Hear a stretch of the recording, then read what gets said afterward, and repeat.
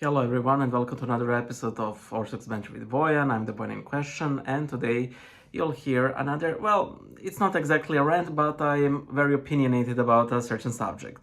And recently I've heard a priest say something that really stuck with me, and it sort of really portrayed what I was sort of aware but couldn't really put to words. So the background to this video is, recently I've met a person who was very critical of a certain priest.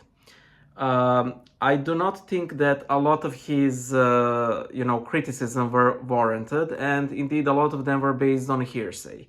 However, despite his criticism being based on hearsay, he was very public in his condemnation. Now, some of you might think, Boyan, are you talking about yourself because you're describing yourself? And it's a yes and a no. No, I'm not the person in question. That is a very specific person who was criticizing a very specific priest, but also yes, because I tend to fall into these fires of condemnation myself. And as you probably all know by now, and should know by now, a lot of times I make these videos in a sort of a way to also condemn myself of these things. So, what did that priest say? He said essentially this: a lot of people who have criticized the church have fallen away from the church despite being right. And a lot of those who have kept their humility as regards to the church have stayed within it.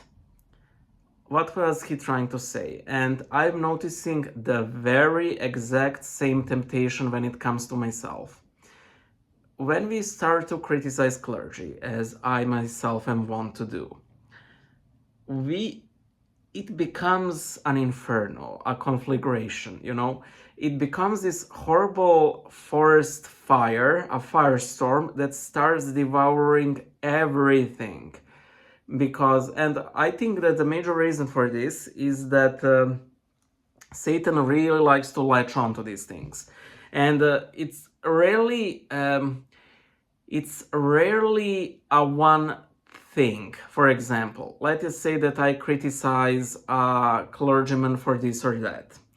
Very soon I will start to criticize everything that priest does, because I will turn my dread eye of judgment upon him on everything he does, and I will try to see everything in that poor light. Then I will start to judge everyone around him in that self-same light. Finally, I will start to condemn the bishop, and then all of the bishops who are putting up with this bishop, and so on. I remember this guy, he essentially said, and this is this mentality in a nutshell: I will break communion. By the way, this was just a guy, so this wasn't a priest, this wasn't a bishop, he was just a layman. I will break communion with every person who denies the toll houses, and every clergy who keeps communion with such a person, and every bishop who keeps communion with such a priest. So without even wanting to go into the debates regarding the toll houses and the journey of soul after death, I simply responded to him, but you will then have to break communion with all of the clergy in the world, because someone out there does not believe in the toll houses, and they're still in the church, meaning that the entire church is sort of complicit in this. I was responded with a prompt block. And I think that a lot of our old calendarists, zealot brothers, have that same mentality. Well, this person engaged in ecumenism, they weren't punished in accordance with the canons, therefore everybody's complicit, and then again you have this domino catastrophizing, approach, and suddenly the whole church is apostate. But luckily our part of the church isn't. Actually, we're the only true church. Actually, that the other church has no valid holy mysteries. They're all in apostasy. They're all going to hell. And then we are going to direct all of our missionary efforts to the people we've considered Christians yesterday. I have a subject for the next video, and it is essentially the church won't get better, and I will elaborate on that. But the thing is, a lot of times, a lot of criticism that we have, those are things that are given. For example, when I read the life of St. John the Chrysostom, I noticed that the things that gnaw at me are the same things that St. John had issue with. Luxury, having all these elaborate homilies that don't essentially do anything and whose sole purpose is to sort of placate the rich and the powerful and so on. Those are nothing new. So why should I, the most righteous of all people, as all of you do know this, get furious over something that was a given in the church since the day one? Of course, it's sad that it is that way, but I've been an practicing Orthodox Christian for some 21 to 22 years, let's say. And, did things get better? No, they didn't. Maybe in some aspects they got better, some aspects that got worse. But again, church is a living, breathing organism, and organisms get sick. Parts of them get sick, parts of them get better. However, the church is the sole thing that Christ said about that the gates of hell shall not prevail against. And I find great comfort in it, because, Fulton Sheen nicely said, the ark must have smelled like hell, but it brought 8 people to salvation, And I think, and this is definitely the case with me, I like to think of myself as this great, I don't want to say reformer, it's a word that's really, stained in traditional churches, but let us use it for now. This great reformer who will point out to the abuses of the clergy and what? How many people have I brought to repentance? 0. How many people will I, condemn to hell? Well, at best 0, at worst 1, and that's me. Because I will be like, oh, the Orthodox are no better than everybody else, I'm leaving this ship, and then I drown, The thing is, let us be honest.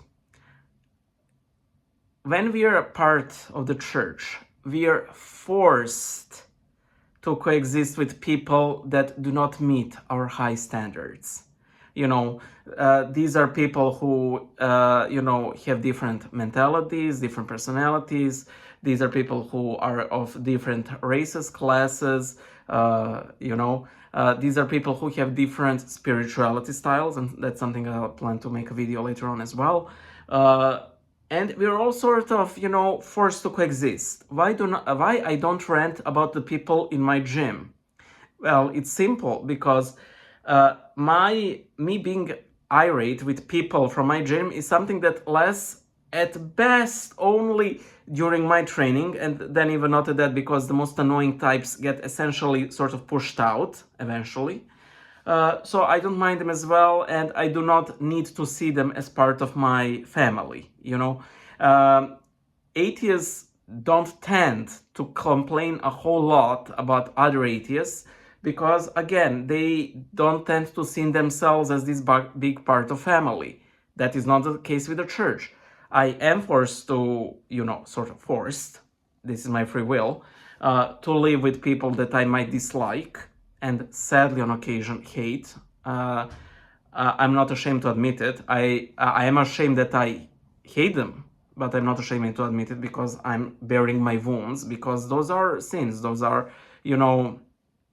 my personal sins, because, as somebody who has criticized my approach has, prudently said, all of these issues should be more of a prompt to you to pray more for those people. And that's true. That's because, at the very worst, if that prayer does not fix them, it will fix myself. And that's already a big step forward for myself personally, and also for the church, because, again, I am part of that church whose members I'm criticizing. I don't need the eye. I don't need the hand, So, yeah, that's it.